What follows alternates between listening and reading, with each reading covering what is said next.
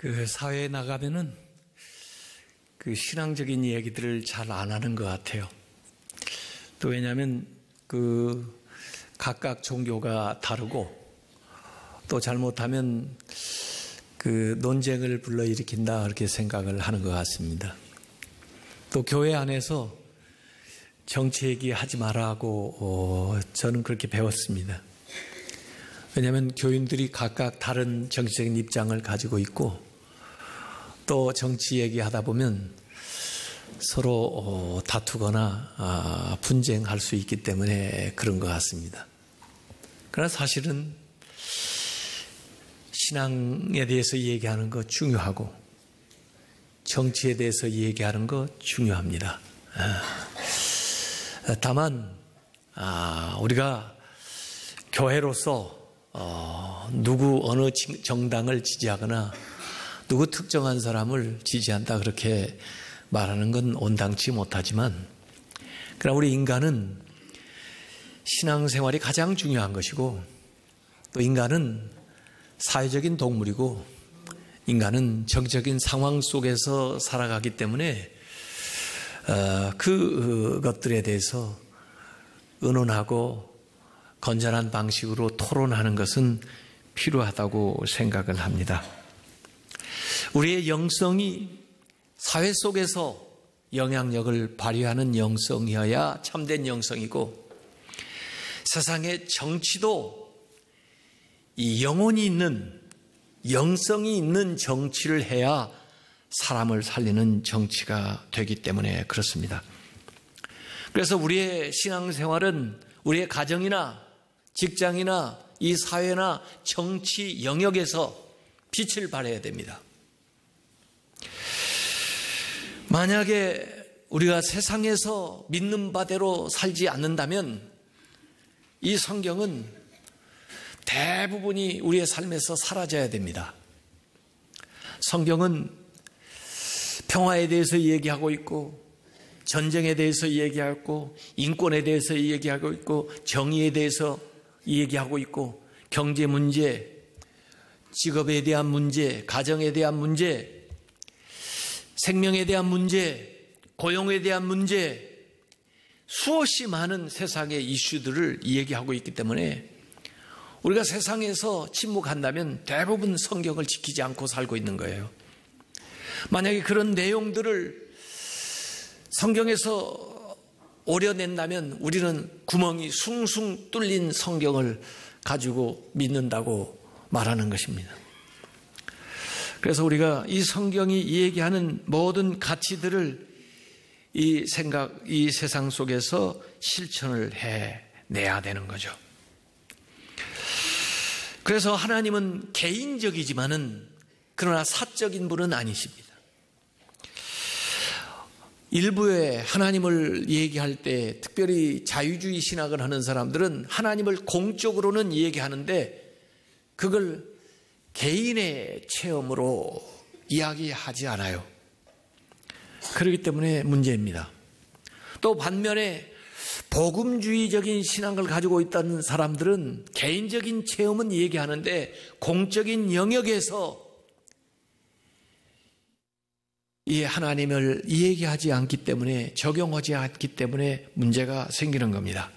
그래서 하나님은 개별적으로 우리가 체험하고 개별적인 믿음을 가지고 있으면서도 이 공적인 영역에서 부단히 신앙생활은 증명되고 실천돼야 한다는 거죠. 그래서 개인적인 하나님과의 우리의 관계가 공적인 영역으로 이어지고 확산되도록 하는 것이 우리의 신앙생활의 본질이고 그것이 우리가 감당해야 될 예언자적인 사명이라고 저는 믿고 있습니다. 왜 종교가 쇠퇴하느냐? 왜 기독교가 쇠퇴하느냐? 로버트 우드노라고 하는 종교사회학자가 종교가 쇠퇴하는 요인을 너무 의식화되기 때문에 그렇다. 또 종교가 상업화되기 때문에 그렇다. 종교가 어느 외딴 곳에 고립화되었기 때문에 그렇다. 그리고 종교가 사사화되기 때문에 그렇다 이렇게 지적을 했어요. 사사화라는 것은 개인의 영역에만 머무르고 공적 영역에 영향력을 행사하지 못하기 때문에 점점 입지가 줄어드는 거예요. 한국 기독교 130년을 돌이켜보면 오히려 초창기에 100년 전에 한국 기독교는 1, 2% 소수의 사람들이었지만은 그들의 영향력은 사회 전반에 미쳤고 어찌 보면 사회를 이끌어가는 선각자들이 다 크리스찬이었습니다. 그런데 지금 25%, 30%의 크리스찬이 되면서도 우리가 가지고 있는 성경적인 가치, 기독교적인 가치를 이 땅에서 실현하지 못하고 오히려 교회가 주변으로 밀려 들어가지고 영향력이 미비해진 그런 모습을 보고 있는 거죠. 다시 교회의 공공성, 교회의 공동체성을 회복하고 우리의 신앙의 영역이 이 사회 속에서 우리의 믿음이 증명되는 삶을 살아가도록 우리 1천만 성도들이 분발하고 기도하고 나가야 됩니다. 이 사회를 바꾸려면 몇몇 정치인들만 가지고는 부족해요. 사실은 바람이 일어야 세상이 변화되는 겁니다. 오늘 지금 한국의 현재의 모습은 이전에 민주화 운동 그리고 최근에 일어났던 바람이 오늘의 현재의 상황을 만들어낸 거예요. 정치가들은 오히려 그 바람에 편승해서 그것을 자기에게 유리한 방향으로 이끌어 나가려고 하는 것이지 사실은 정치가가 세상을 변화시키는 게 아니라 바람이 일어나야 변화를 시키는데 바른 방향으로 변화되려면 성령의 바람이 불어야 됩니다. 성령의 바람은 우리의 심령에서부터 교회에서부터 믿는 자들을 통해서 발원해가지고 이 땅 각 지역에 파고 들어갈 때 참된 변화, 생명의 변화, 올바른 변화, 바람이 일어나는 줄로 믿습니다. 역사를 살펴보세요. 역사는 주로 그 영적인 기초에서 일어난 사회운동으로 세상이 변화됐어요. 아까 화면에서 보던 그 윌리엄 윌버포스 시작할 때는 정말 될 것 같지 않았던 그러나 성경의 가치에 기반해서 그 소명감을 가지고 그가 치열하게 그 운동을 일으켰을 때 그에게 시작됐던 그 운동이 사회 전반으로 확산돼서 결국은 불가능한 일을 만들어냈습니다. 전쟁을 통하지 않고도 온전한 혁명이 일어나 버린 거예요.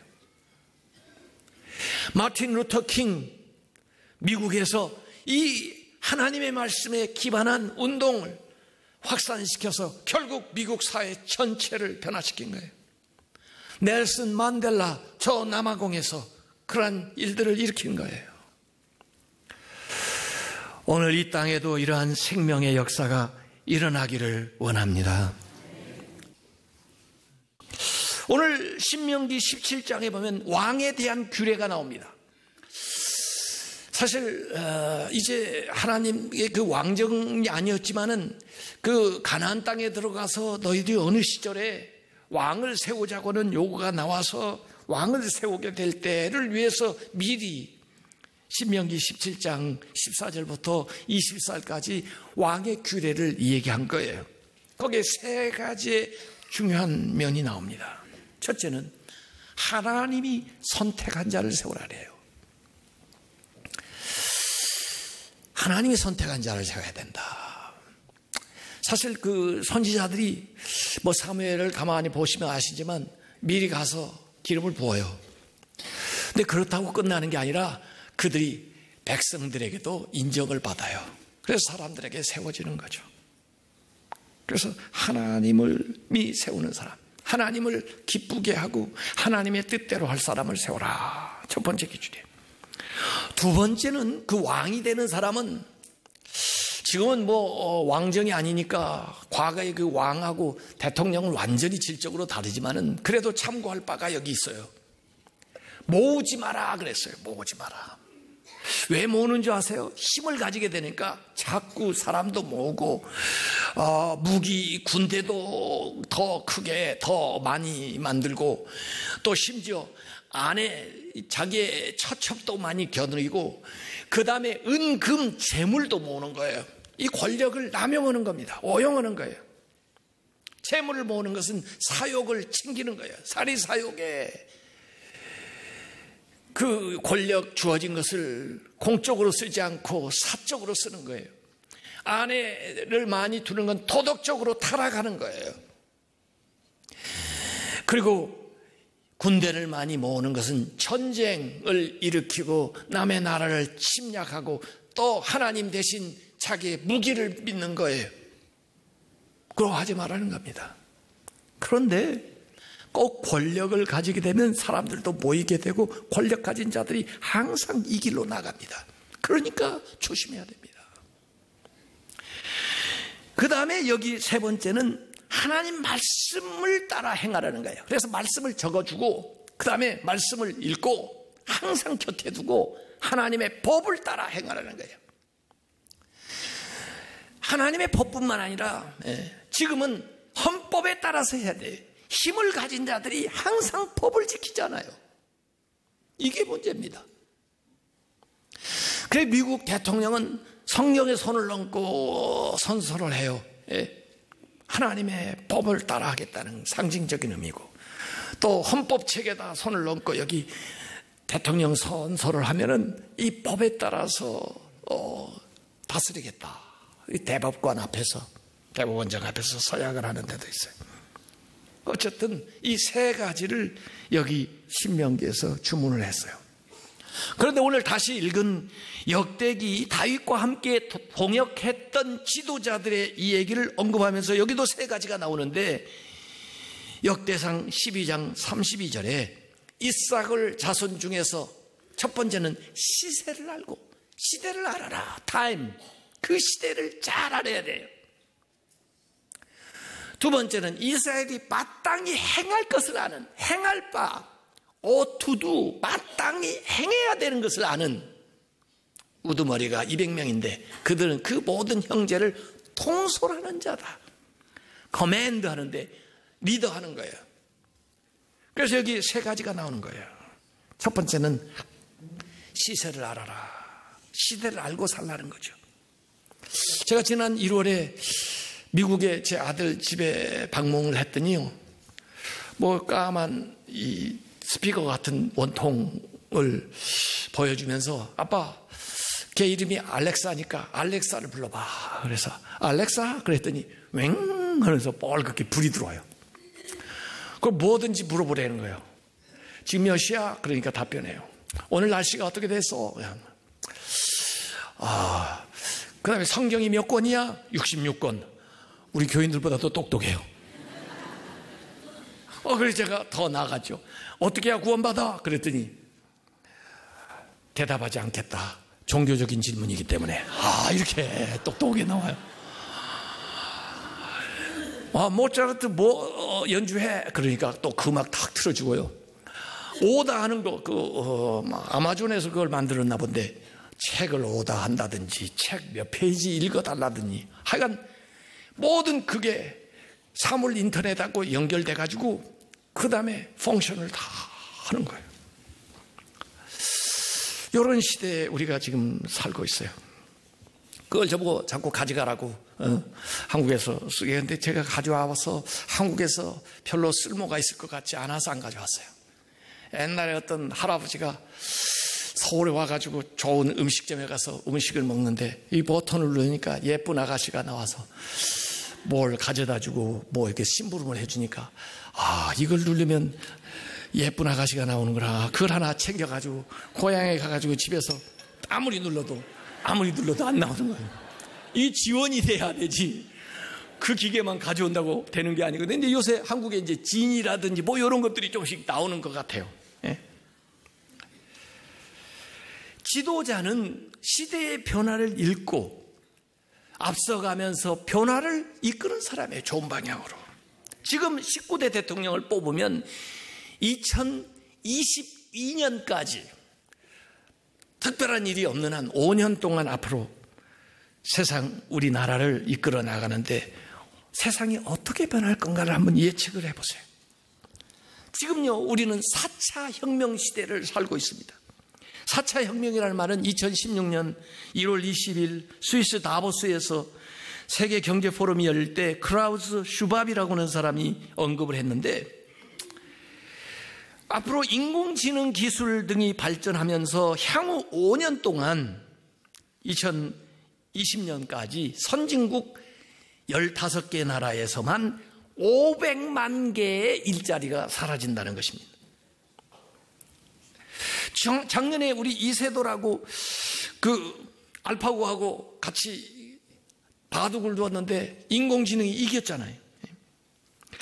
1차 산업혁명은 18세기에 증기기관의 그 발명으로 기계혁명이 일어나는 것이고, 2차 산업혁명은 그 100년 후 19세기에 전기를 통해서 전기가 발명돼서 대량 생산이 가능하면서 에너지 혁명이 일어나는 것이고, 3차 산업혁명은 20세기 후반에 정보통신 기술이 주도하는 자동화 혁명인데 디지털 혁명으로 나타났고, 지금 우리 21세기 들어온 지 얼마 되지 않았는데 4차 산업혁명이 다양한 분야에서 서로 기존에 있었던 것들이 융합하면서 새로운 변화를 이끌어내는데, 이 사물 인터넷, 인공지능을 기반으로 한 초연결혁명, 융합혁명이 일어나는 거예요. 빅데이터, 로봇, 3D 프린팅, 무인 운송, 무인 자동차가 다니면 운전사들 다 사라지는 거예요. 나노, 바이오 기술 같은 것이 막 나옵니다. 이제는 수학이 중요했지만 이제는 애들이 코딩을 배워야 돼. 코딩. 4차 혁명이 계속 일어나고 인간과 기계가 융합하고요. 이 사이보그 인간이 출현하는데 이전에만 해도 이 안경 정도, 시계 정도, 스마트폰 정도 가지고 다니는데 이제 몸에 정착하고 다니는 것이 많아질 수 있어요. 인간과 기계가 융합해서 그 인간의 기능을 더 효율적으로, 더 능력 있게 만들어주는 거죠. 현실 세계와 가상 세계가 융합을 하고, 공학적인 것과 생물학적인 것이 융합을 하고, 조직과 비조직이 융합하면서 엄청난 파워를 만들어내게 되는 거예요. 이 4차 산업혁명으로 인해서 현재 직업의 47%가 20년 내에 사라진다는 것입니다. 성장은 해도 고용은 없어요. 제가 교수할 때, 제가 윤리학을 전공하는 사람이니까 저는 20년 전에 할 수 있지만 하지 않는 윤리를 해야 된다 하고 주창을 했던 사람이에요. 왜냐하면 우리의 능력과 기술이 어마어마하게 발전했기 때문에 할 수 있다고 다 해버리면요, 세상이 큰일 납니다. 윤리가 그걸 제어하지 않으면, 도덕적인 가치가 그것을 컨트롤하지 않으면, 영적인 것이 그것을 컨트롤하지 않으면 그 문명의 이기와 기술이 인간성을 파괴하고 세상을 어지럽히지, 성장만 좋은 게 아니에요. 기술 발전만 좋은 게 아니라고요. 도덕적인 사고를 할 수 있는 능력이 없으면 로봇이 인간을 해치는 시대가 오고, 핵 연구 잘 해놨는데 에너지로 쓰려고 그랬는데 그것이 무기로 대량 살상을 하고 핵 발전소 참사로 많은 사람들이 희생을 당하고, 장기 이식 좋은 그 기술이 장기 밀매로 잘못 쓰여지고 해야 되고, 유전공학 그 좋은 유전자 치료 이런 좋은 것들이 유전자 조조학, 유전자 성형, 인간 복제 쪽으로 나아가면서 이 기술이 인간성을 해치는 그런 시대가 계속 도래하고 있습니다. 도덕적인 가치, 신앙적인 가치가 이 최첨단 기술과 과학을 세례를 주지 않는다면은, 이끌어주지 않는다면은 엄청난 재앙이 오게 되는 거죠. 더구나 지금 4차 혁명이 일어나는데 영성에 대한 갈망이 필요한 거예요. 시대를 알아야 된다는 거예요. 그 다음에 마땅히 행해야 될 것을 알아야 된다. 한국 사람이 오늘 여기에 살아가는 사람으로서 어떻게 살아야 되는지를 알려줘야 됩니다. 우리는 자주 국방이 필요하고, 통일이 우리의 과제이고, 외교, 고령사회, 저출산, 인구 절벽, 교육에 대한 문제, 취업에 대한 문제, 다문화 문제, 세속주의의 문제, 물질주의의 문제, 가치의 위기를 지금 직면하고 있는, 여기에 뭔 방법을 해석 나아갈 수 있는 방향을 제시해 줘야 될 거 아니에요. 우리 한국민의 35%만이 현재 행복하다고 생각하지 65%는 다 불행하대요. 우리나라가 얼마나 물질주의 우상을 많이 섬기는지요. 77%의 사람이, 최근 통계입니다, 돈이 세상에서 제일이래요.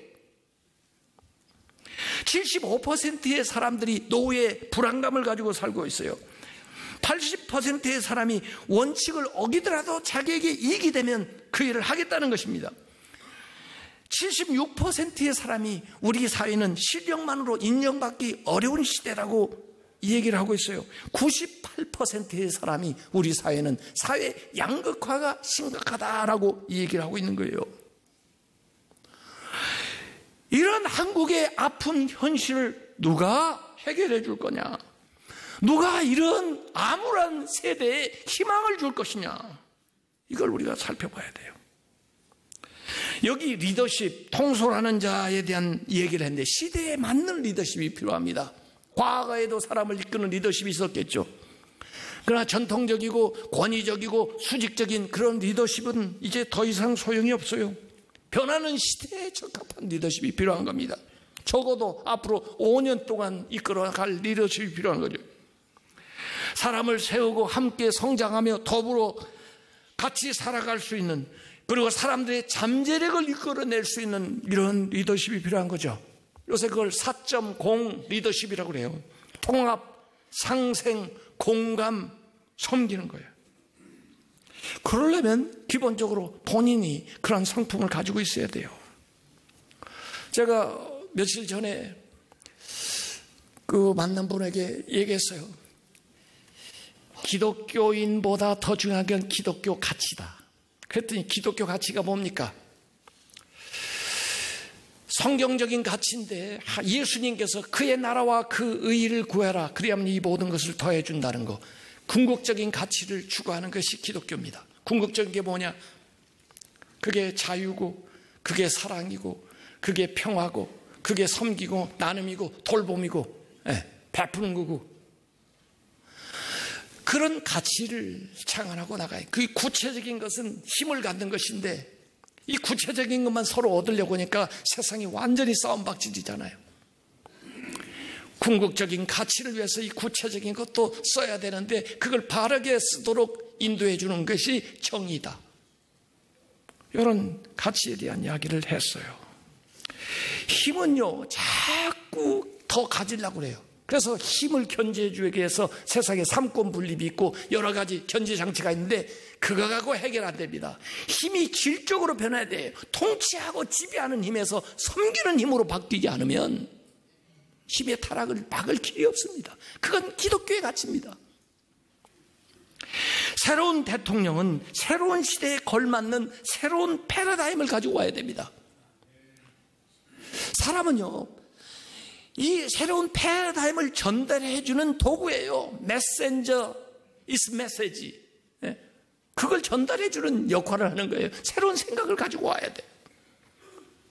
그래서 과거의 구도 속에서 빠져있던 거기에 함몰되지 말고 정치도 새로운 블루오션을 열고 나가고 미래지향적으로 나아가야 됩니다. 새로운 성장 동력을 찾아서 이끌어줘야 돼요. 새로운 대통령은 변하는 세계에 대처할 수 있는 다윗의 물맷돌을 가지고 있어야 합니다. 골리앗 앞에 나가는 다윗은 어리고 경험 없고 약해 보여도 자신만의 물맷돌을 가지고 있었어요. 그것으로 강한 골리앗을 무찔렀던 겁니다. 작지만 강할 수 있어요. 작지만 강한 나라가 돼야 됩니다. 이스라엘처럼 각 적군들에 둘러싸여서도 절대 그들에게 지지 않는 다윗의 물맷돌을 가지고 있거든요. 우리나라가 이 강대국 속에서 중국과 일본과 미국과 러시아와 북한과 이 틈바구니 속에서 우리가 어떻게 살아냅니까? 우리 지도자는 작지만 물맷돌을 가지고 있어서 그들 앞에 당당히 맞설 수 있고 그들을 제압할 수 있는 그런 힘을 가지고 있는 지도자가 나와야 됩니다. 새로운 대통령은 젊은 세대에게 희망을 주고 생명의 문화를 창출할 수 있는 그런 사명감을 가지고 있어야 됩니다. 우리나라요, 젊은 사람들이 지금 희망을 잃어버렸어요. 우리나라요, 사회 생명력이 약화될 대로 약화됐어요. 조그만한 것에 사고가 일어나고 그 다음에 가축전염병 돌고, 사회 생명력이 약화된 거예요. 이 사회 생명력을 복원해서 강화해야 돼요. 인간의 존엄성을 회복하지 않고 인간을 존중하는 문화를 만들지 않고 우리나라가 어떻게 선진국이 됩니까? 돈만 가졌다고 선진국 됩니까? 사람을 존중하는 문화를 만들고 인간의 생명을 소중하게 여기는 그런 생각들을 온 국민이 하게 될 때 이 나라가 나아지는 것이지. 인권을 무시하고 다른 나라에서 왔다고 제대로 대접하지 않고 북한에서 왔다고 차별하고 가지 않았다고 차별하고 그것은 선진국이 될 수가 없습니다.